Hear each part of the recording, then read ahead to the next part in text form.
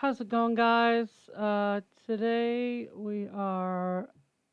I'm reacting to a video by MrBallen or MrBallen. I'm not too sure how it's pronounced. Hopefully he can correct me. Um, I'll leave a link in the description for this video so you can go watch his video in full. I'll also leave a link in my description for my Instagram and my Twitter if you feel so inclined to follow. And yeah, let's watch the video. How absurd this story gets. Just remember, it's true. But before we get into that story, if you're a fan of the strange, dark, and mysterious delivered in story format, then you come to the right channel. We do, and we upload 3 or 4 times every week. So if that's of interest to you, please beg the like button to have them give you their secret chocolate chip cookie recipe, and then when they finally cave and they do give it to you, immediately post it on Facebook with the caption, "Here's my chocolate chip cookie recipe." Also, please subscribe to our channel and turn on all notifications so you don't miss any of our weekly uploads. All right, let's get into today's story.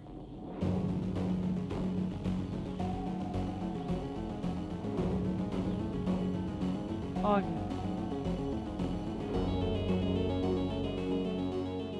Around the turn of the 20th century, Russia and Japan got into a dispute over who should be in control of Korea and China. Looking to avoid an armed conflict, the Japanese sent the Russians a deal that came with reasonable concessions on both sides. But the Russians didn't like it, they rejected the deal, and they countered with a pretty unreasonable deal that came with lots of concessions for Japan and not so many for Russia. And so Japan rejected that deal and then promptly launched a devastating surprise attack on the Russian Navy stationed at Fort Arthur in China. This attack would officially start the 1-year-long Russo-Japanese War. The Russians knew they would need to send a replacement naval fleet up to Fort Arthur to reclaim it from the Japanese, but unfortunately, the attack at Fort Arthur had totally wiped out all of Russia's best sailors and all their best ships, putting Russia at a major disadvantage to start this war. And so as Russians are wondering what they're going to do next, the Russian Emperor, Tsar Nicholas II, authorizes an unbelievable mission. He orders the Russian Baltic Fleet to set sail from their harbor in northern Europe and sail 18,000 miles around the world to Japan, where they will defeat the Japanese and then 18,000 miles? The fact that none of the Baltic Fleet ships 18,000 miles? Oh my gosh.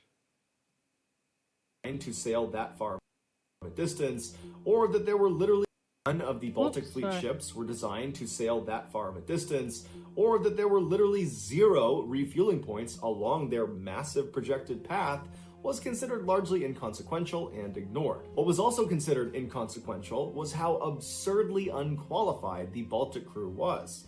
The sailors were mostly illiterate peasants that did not grow up on the coasts, and so they showed up for military training with no seafaring skills.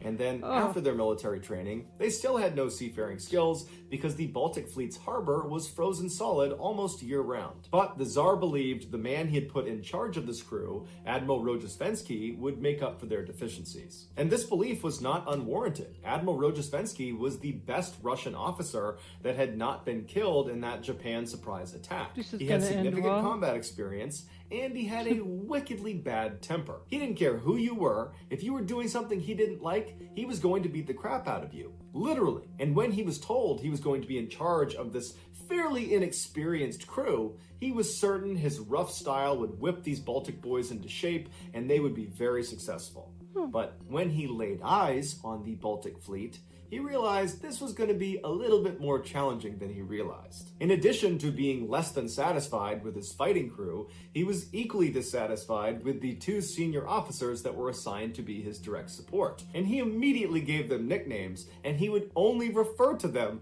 by their nicknames, right to their face. The first one was the manure sack, and the other was a vast empty space. What? That's awesome. Manure or vast empty space. I like the latter. I prefer the latter over the former. That's gold. That's funny. Yep, I like him already. As for the Baltic Fleet's 45 ships, they were terrible. Because this unit never went out on the ocean because their harbor was always frozen, Russia didn't waste their good ships on them. So all they had were really old, obsolete warships and then non-military ships like ferries and yachts that they just slapped random guns onto. They also had ships that the Baltic Fleet crew enthusiastically called futuristic, which were these ships that came out of Russia briefly copying French engineering, which involved these crazy top-heavy ships that sat so low in the water that their lowest rung of weapons, their cannons that poked out the windows at the bottom of the ship, they didn't work because they sat under the water permanently. But regardless of their shortfalls, the Baltic Fleet was what Rojesvenski had been dealt, and so he had to just get them moving if they were going to win the war. And so on October 16th, 1904, Admiral Rojesvenski ordered all of his men to take their positions in all of their ships, and they set sail. And immediately, 30 seconds into their trip, the lead ship ran aground and another ship lost its anchor, even though it should not have been casting its anchor to begin with. And so while one ship is trying to refloat and the other is trying to find its anchor in the ocean, a third ship comes along and broadsides a fourth ship. Oh my and it does God. so much damage to 5 this fourth minutes in. ship, that ship had to go back home. But once they overcame these initial obstacles, the Baltic Fleet, They that now just numbered started. 44 ships, made it out of the harbor without any more issues, and then set sail for the narrow waters between Denmark and Sweden. As they drew closer, Manursak informed Rojesvenski that there might be an issue, that he had heard rumblings amongst the crew that they believed Japanese torpedo boats were stationed off the coast of Denmark waiting for them to get there. Rojesvenski told Manursak that that was impossible. The Japanese torpedo boats did not have the capabilities to sail 18,000 miles to Denmark, and even if they did have the ability to do that, they could not have gotten there in such a short period of time. But Manursak told Rojesvenski that unfortunately, even though logically that makes sense, this rumor had spread all across the crew. And so Rojesvenski began sending out messages to all the other ships, telling them there are no Japanese torpedo boats waiting for us off the coast of Denmark. Everybody just needs to calm down. And these messages did appear to work at first, because eventually another rumor began to circulate, one that Rojesvenski was not really aware of as it was happening, and that was that the crew began to believe there was a huge minefield underneath them. Everywhere they went, there was a minefield. And everybody got so worked up about it that it made its way back to a lot of the captains actually piloting the different ships. And at some point, the pilots just began doing these evasive maneuvers, and Rojesvenski's looking around wondering what they're doing, and they began crashing into each other, trying to avoid this minefield. When Rojesvenski finally figured out what was going on, he sent out even more messages telling them that there's no minefield under us. It's totally safe. Everybody just needs to calm down. And so it took Rojesvenski going out on deck and firing shots into the air to finally get people to stop believing they were on top of a minefield. But just a couple of hours later, after Rojesvenski had gone back up to the bridge and was just looking out, surveying his fleet as they carried on towards Denmark and Sweden, when all of a sudden, towards the very front of his fleet, he heard this unbelievable barrage of cannon fire. One of his own ships was engaging something out in front of the fleet, but Rojesvenski was too far away to see what it was. And then a message came through from the attacking ship, whose name was Kamchatka, and they said they were surrounded on all sides by at least 8 Japanese torpedo boats. And so Rojesvenski runs out onto the deck, looking out towards the horizon, expecting to see these 8 Japanese ships, but he doesn't. And then all of a sudden, the shooting just completely stops and it's silent. And then Rojesvenski notices on his right side, a small little fishing boat is making its way right up alongside his. It would turn out... Oh my God, are you serious? I thought there was actually going to be torpedo boats. That's why I was like, oh shit. Oh my God, it's a fishing boat. Oh, I bet the boat's damaged. I bet the boat a is damaged. small little fishing boat is making its way right up alongside his. It would turn out Kamchatka, the attacking ship, had confused this little unarmed Russian fishing ship with 8 Japanese torpedo boats and had opened fire. But luckily, even though they fired hundreds and hundreds of rounds at this little boat, none of them hit the boat. And so the fishermen were fine. And the fishermen had actually been sent to the boat specifically by Tsar Nicholas II to tell Rojestvensky that he had been promoted. And so Rojestvensky apologized. Wait, that boat was heading out to them to let them know that the main captain had been promoted and they shot at them? The fishermen were fine, and the fishermen had actually been sent to the boat specifically by Tsar Nicholas II to tell Rojestvensky that he had been promoted. And so Rojestvensky apologizes to the fishermen for having shot at them hundreds and hundreds of times, and they said it was okay, and the fishermen carried on. After Rojestvensky chewed out the crew of the Kamchatka, the rest of the Baltic Fleet gathered up, and they continued towards the narrow waters between Denmark and Sweden. When they got close, a Danish resupply ship came out to meet them to give them fuel and food and water, and the Baltic Fleet mistook them for a Japanese torpedo boat, causing them to ram them repeatedly. And then they realized their mistake, but at that point they had done severe damage to the resupply ship, who had to immediately turn around and go back to shore. After that, the Baltic Fleet did manage to get past Denmark and Sweden, and they made it out to the North Sea. But as soon as they got out there was trouble. One of the captains of the ships that was towards the front of the Baltic Fleet's formation spotted 4 Japanese torpedo boats coming right at them. And so this ship, along with 6 others, immediately just began engaging these 4 ships with everything they had. Cannons, big guns, small guns, everything. It was absolute chaos from the front of this formation. And the amount of gunfire that was going off towards the front caused the rest of the ships that were not part of the attack to begin to panic. And the other ship captains began ramming into each other to try to get away from this attack. And so while that's going on, all the crew members on all the ships begin drawing their swords and running around, expecting the Japanese to board them at any moment. Can you just imagine there's nothing wrong and they're all like, ah, ah, oh my God, with all their with all their swords, oh my God, running around like up, back and forward from on the boat, looking like idiots. Ah, that would be funny. And the others that did not draw their swords put on life jackets and laid down on their back on the deck of the ship, believing that was procedure for how to survive a sinking ship. And so you don't survive a sinking ship by laying on the deck with your life jacket. If a ship is sinking, it's like a small boat, not so much, but if it's like a ship, you don't, like, 2 things you don't do. You don't stay on board until it sinks and then think you can swim away, because you can't, because the suction of the boat sinking will take you down, the ship sinking will take you down with it. And another thing is,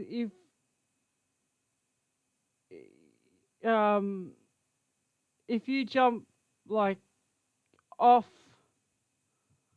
the even with a life jacket, laying on deck would do the same thing.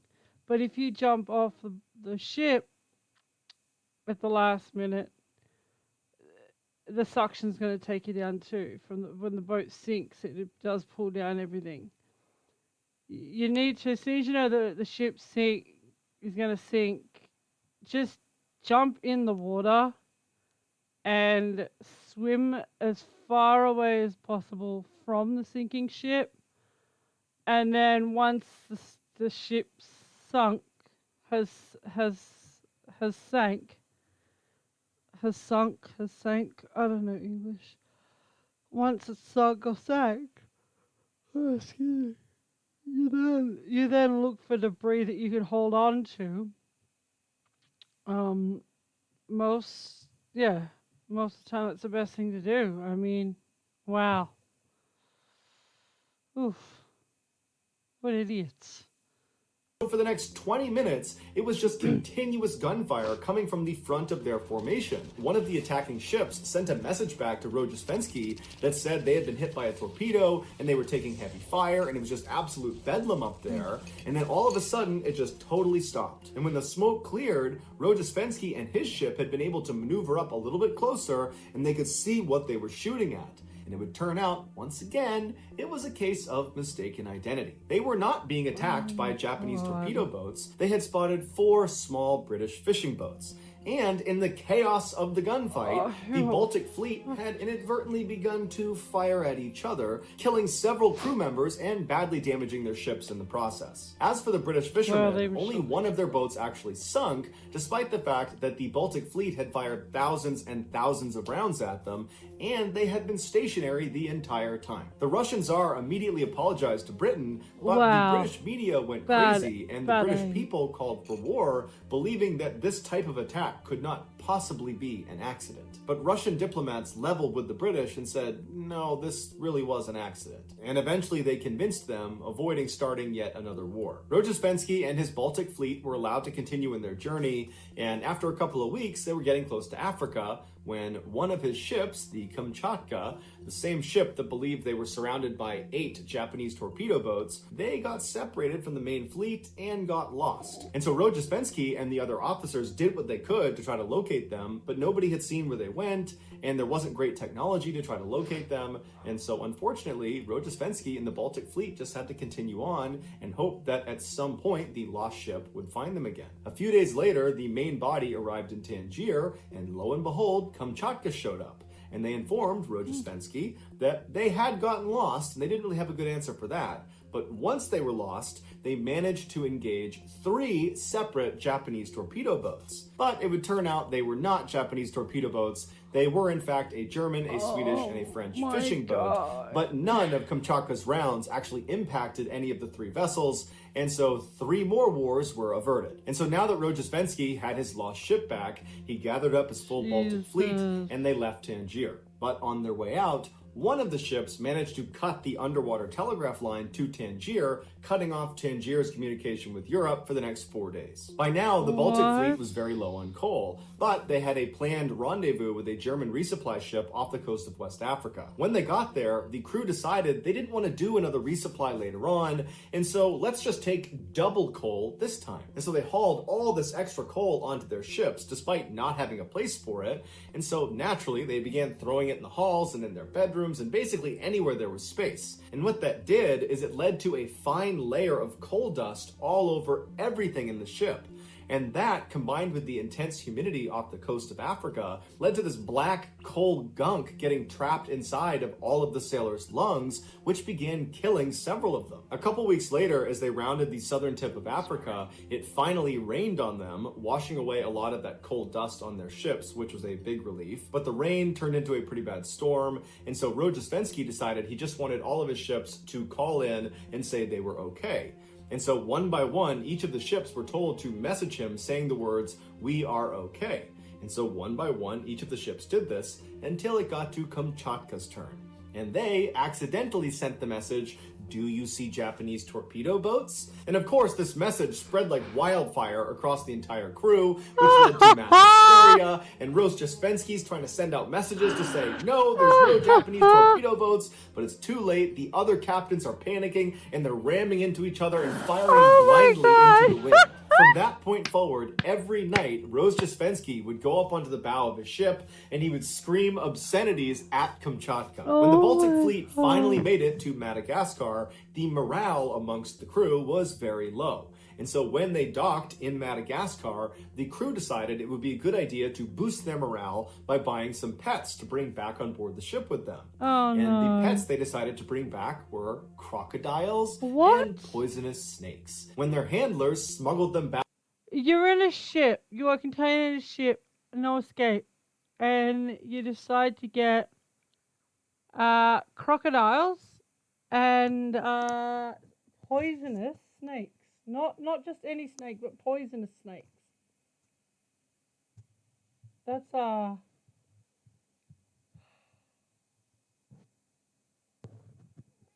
worrying. Hi, Chester. Wow. Yeah, you got dinner and everything there. I filled up everything for you, Bubba.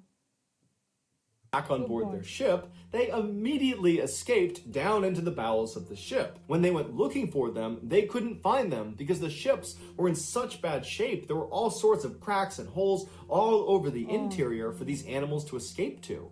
And so the men just had to accept there were very dangerous predators just living on their ship with them. And so most men were unable to sleep at night in fear of being attacked by these animals, which led a number of them to go for real insane. And so the pets idea didn't really boost morale amongst the Baltic Fleet, and so one of the officers decided he would take another crack at boosting spirits. They couldn't pick like a dog or even a weasel, a guinea pig, hamster, goddamn cat, anything. But no, crocodiles and poisonous snakes. And so he went to a vendor in Madagascar and he purchased 2,000 of their finest cigarettes to bring back on board. So he brings them back on board, he hands them all out, and everyone's so thankful. But it turns out those cigarettes were laced with enormous amounts of opium, which led to hundreds of the crew members becoming hopelessly addicted to opium. Also in Madagascar, these sailors picked up dozens of diseases that began wiping them out in droves. During one funeral for a crew member, the Kamchatka asked if they could fire a salute with blank rounds. They were given permission, but they accidentally fired live rounds into the ship right next to them. Oh my When God. Rojesvenski and the rest of the Baltic Fleet finally left Madagascar, their only refrigerator on board one of their ships broke, which spoiled all of their meat, tons and tons of meat. And so they began throwing it overboard, which attracted hundreds and hundreds of sharks, which circled their ships for the rest of their journey. Rojesvenski desperately wanted to find a way to somehow train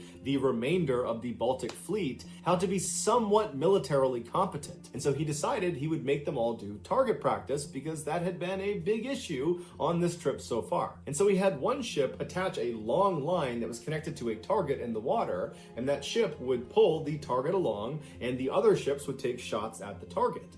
And so all of the ships on Rojesvenski's call began firing at this target, and after thousands and thousands of rounds, they didn't hit the target once. However, they managed to continuously shoot the ship that was pulling the target. For Rojesvenski, this was the final straw. He felt like he could do absolutely nothing to make the Baltic Fleet an actual military force. And so he sent a message back to the Tsar and said, "You got to replace me. I need to resign and somebody else Get me the needs fuck to out come of in here and take now. over." And the Tsar said, I "No, can't do this is this." your fleet." And so begrudgingly, Rojesvenski Damn. continued on leading the Baltic Fleet until they finally, after 7 total months said on the no. sea, were within striking distance of their target in Japan. The night before, as they prepared for their attack, they went into stealth mode where all the ships killed all of their lights. So they're totally dark, with the exception of their hospital ship. That kept their lights on. This was considered a rule of war at the time, which both sides abided by. And so while the Baltic Fleet was sitting out Still in the is. waters outside of Japan, I'm pretty sure it still is. Like anything to do with medical, like temporarily put up hospitals in wartime, medical ships, like med helicopters or whirlybirds, whatever you want to call them. Anything to do with hospitals and medics in wartime. In war. I'm pretty sure is like there's a common deal, even in World War and stuff. I'm pretty sure there was like a common. It was a common agreement that you don't bomb or target the hospitals and anything to do with medical fleet. So yeah, that's just what I heard back in high school, back in college. and a small fishing boat began coming towards them. Now, the fishing boat could only see the lit up hospital ship. They could not see the 43 other darkened ships. And so a crew member on board this hospital ship came up to the railing and he recognized the fishing boat was actually a Russian fishing boat. And so he waved them down. And when the Russian fishermen came outside, the crew member told him, "You got to stop because there's 43 ships behind Oh, at least he didn't freaking try and bomb this one. me." Fishing boat was actually a Russian fishing boat, and so he waved them down. And when the Russian fishermen came outside, the crew member told him, "You got to stop because there's 43 ships behind me that have their lights off. Do not go this way, go around." And so the Russian fisherman thanked him and turned around and went on his merry way. Except that wasn't a Russian fisherman, it was a Japanese sailor on board a Japanese torpedo boat.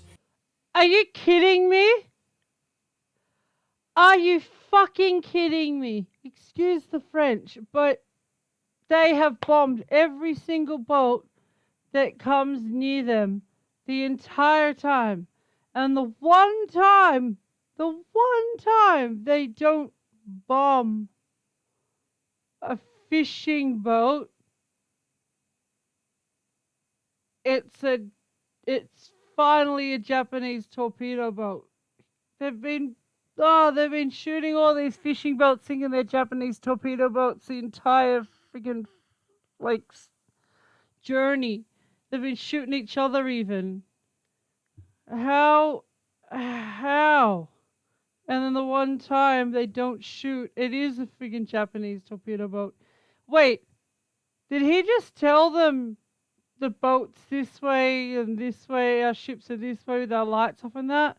If that's the case, he's just basically told the Japanese exactly where all the boats are, all the ships are. He's just given up their stealth locations. I swear he said this is where. It was a Japanese sailor. Do not go this way, go around. And so the Russian fisherman thanked came outside, the crew member told him, "You got to stop because there's 43 ships behind me that have their lights off. Do not go this way, go around." And so the Russian He's given away their location to an actual Japanese fisherman torpedo thanked boat. him and turned around and went on his merry wow, way. That's worse. Except that wasn't a Russian fisherman. It was a Japanese sailor on board a Japanese torpedo boat. And now they knew exactly where the Baltic Fleet was. And so that night, the Japanese Navy completely surrounded the Baltic Fleet. And then the next day at daybreak, they launched their attack. It was called the Battle of Tsushima, and it was obscenely lopsided. The Japanese Navy completely wiped out the Baltic Fleet, killing 4,000 of their crew members and capturing 7,300 others, which included Rojesvenski, who had been badly wounded in the battle, but he would survive. In contrast, the Japanese only had 100 casualties. This victory for Japan really marked the end of the war for Russia, and shortly after the Battle of Tsushima, the Russians agreed to surrender. So that's going to do it, guys. If you found the secret in today's episode, let us know in the comments what it is and where you found it, so give us the timestamp, and if you're the first to do that, we will pin you at the top of the comments section. If you enjoyed today's video and you haven't done this already, please beg the like button to let you have their secret chocolate chip cookie recipe. Tell them you won't share it with anyone, and as soon as they do give it to you, immediately post it on Facebook with the caption, "Here's my chocolate chip cookie recipe." Also, please subscribe to our channel and turn on all notifications so you don't miss any of our weekly 3 or 4 video uploads. If you want to get in touch with me, you can direct message me on Instagram or on Twitter. My username for both platforms is the same. It's JohnBallen416. I also have a ton of content over on TikTok where my username is MrBallen. I also have a second YouTube channel called MrBallen Shorts where I post random short videos as well as lost episodes. If you have a story suggestion, please submit it to our subreddit, just called MrBallen. It's linked in the description below. So whether I see you on Twitter, Instagram, TikTok, Reddit, YouTube, or some combination, just know that I really appreciate your support. And until next time, that's going to do it. See ya. Oh, so much to unpack here. Oh, wow. Okay. What a bunch of idiots. My God, the one time they don't shoot at a boat, it turns out to be the boat they should have shot at. And instead, they gave up their hidden surroundings, and that's why they lost, because of the uselessness of the crew. Wow. Sorry, I gotta stretch. Okay. Wow. Wow, how dumb can you be? Anyway, that's gonna do it, guys. I'm gonna try and film a few reaction videos tonight. I'll post this one up pretty soon, probably tonight. Hope you have a good night, and well, it's night time here in the land of Oz. It is 11:52 p.m.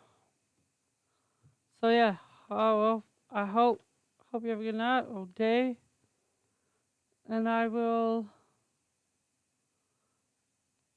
talk to you. See you guys later on the next reaction video. Peace out.